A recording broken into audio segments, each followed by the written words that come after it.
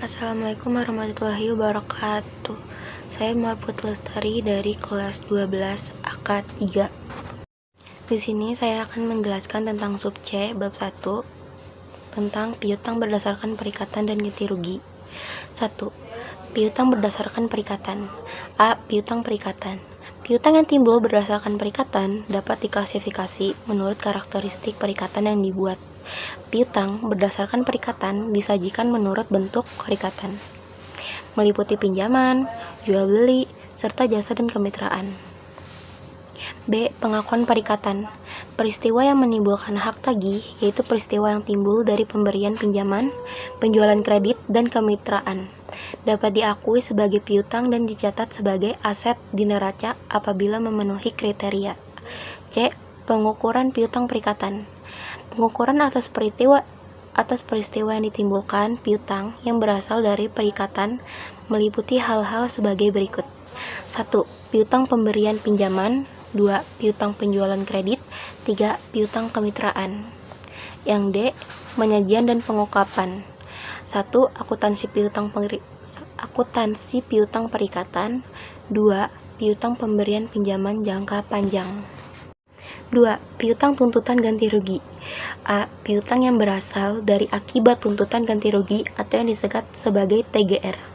Tagihan ganti rugi adalah piutang yang timbul karena pengenaan ganti kerugian negara atau daerah kepada pegawai negeri bukan bendahara sebagai akibat langsung ataupun tidak langsung dari suatu perbuatan melanggar hukum yang dilakukan oleh pegawai tersebut atau kelalaian dalam pelaksanaan tugas yang menjadi kewajibannya.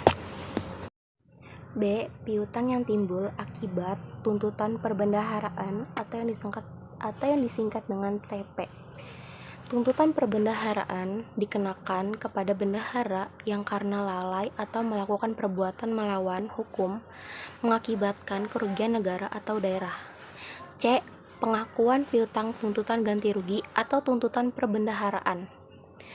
SKTJM merupakan surat keterangan tentang pengakuan bahwa kerugian negara tersebut menjadi tanggung jawab seseorang dan bersedia menggantikan kerugian tersebut. Pengakuan piutang ini baru dilakukan setelah mendapat surat ketetapan. D. Pengukuran piutang tuntutan ganti rugi atau tuntutan perbendaharaan. Pengukuran piutang ganti rugi berdasarkan pengakuan dilakukan sebagai berikut. 1. Disajikan sebagai aset lancar sebesar nilai yang jatuh tempo dalam 1 tahun berjalan dan yang akan ditagih dalam 12 bulan ke depan berdasarkan surat ketentuan penyelesaian yang telah ditetapkan. 2. Disajikan terhadap aset lainnya terhadap nilai yang akan dilunasi di atas 12 bulan berikutnya. E. Pengungkapan CAK. Setelah disajikan di neraca, informasi mengenai akun piutang diungkapkan dalam catatan atas laporan keuangan. Informasi yang dimaksud berupa hal-hal berikut. 1. Kebijakan akuntansi yang digunakan dalam penilaian, pengakuan, dan pengukuran seluruh jenis piutang. 2. Rincian jenis-jenis saldo menurut umur untuk mengetahui tingkat kolektibilitas. 3. Penjelasan atas penyelesaian piutang masih di Kementerian Negara atau lembaga atau sudah diserahkan penagihnya kepada PUPN. 4. Tuntutan ganti rugi atau perbendaharaan yang masih dalam proses penyelesaian baik melalui secara damai atau di pengadilan. 5. Dalam hal terdapat barang atau uang yang disita oleh negara atau daerah sebagai jaminan. Hal ini wajib diungkapkan. 3. Penyajian dan pengungkapan. A. Akuntansi piutang tuntutan perbendaharaan atau tuntutan ganti rugi. Akuntansi tuntutan perbendaharaan, akuntansi tuntutan ganti rugi. B. Penyajian neraca. Penyajian tagihan tuntutan ganti rugi di neraca adalah sebagai berikut. Ini adalah penyajian tagihan tuntutan ganti rugi di neraca Pemerintah Pusat Neraca per 31 Desember 2018. 4. Penyisihan piutang. A. Penyisihan piutang tak tertagih. Penyisihan piutang tak tertagih dapat dilakukan berdasarkan umur piutang atau jumlah yang ditetapkan.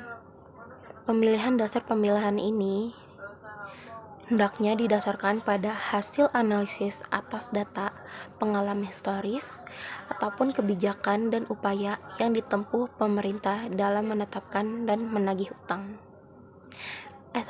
Menagih piutang. B. Perhitungan penyisihan piutang. Penentuan besarnya persentase penyisihan piutang tidak tertagih harus berdasarkan suatu kebijakan yang ditetapkan dalam surat keputusan, baik untuk pemerintah pusat maupun pemerintah daerah. Besarnya penyisihan piutang tak tertagih pada setiap akhir tahun ditentukan sebagai berikut. C. Pencatatan penyisihan piutang. Pencatatan penyisihan piutang yang diakui sebagai beban merupakan koreksi agar nilai piutang dapat disajikan di neraca sesuai dengan nilai yang diharapkan dapat ditagih atau net realizable value.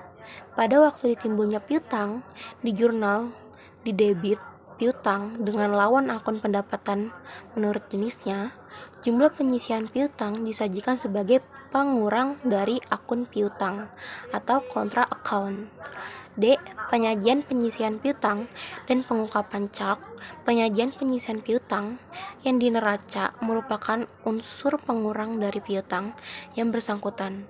Setelah disajikan di neraca, informasi mengenai akun piutang harus diungkapkan dalam catatan atas laporan keuangan. Sekian dari saya. Maaf bila ada salah-salah kata. Wassalamualaikum warahmatullahi wabarakatuh.